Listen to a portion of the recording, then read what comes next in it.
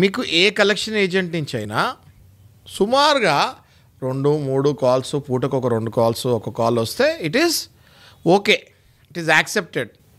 జనరల్గా ఏమవుతుంది, ఇప్పుడు ఒక్క ఈఎంఐ కట్టకపోయినా కూడా 100 కాల్స్ వస్తున్నాయి, which is not accepted as per RBI guidelines. Fair practicing కోడ్లో 100 సార్లు కాల్ చేయండి అని లేదు. సో మీరు ఏం చేయాలి, ఇట్లా 100 సార్లు కాల్ చేసి, అంటే మీ పని చేసుకొని రాలు.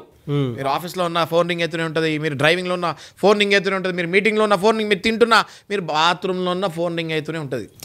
మిమ్మల్ని బేసిక్గా మీ ప్రైవసీ ఏదైతే ఉందో దాన్ని కంప్లీట్గా కిల్ చేసేస్తారు. రిపీటెడ్ కాల్స్, ఇట్లా రిపీటెడ్ కాల్స్ 100 టైమ్స్ 100 నెంబర్స్ నుంచి వస్తుంటాయి.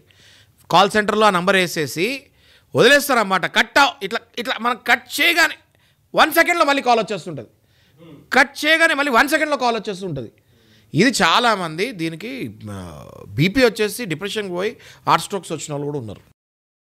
ఓకే, వీళ్ళకి నేను చెప్పేది ఏంటంటే, రానియండి, ఎన్ని కాల్స్ అయినా చేయనియండి, మీరు టెన్షన్ పడక్కర్లే.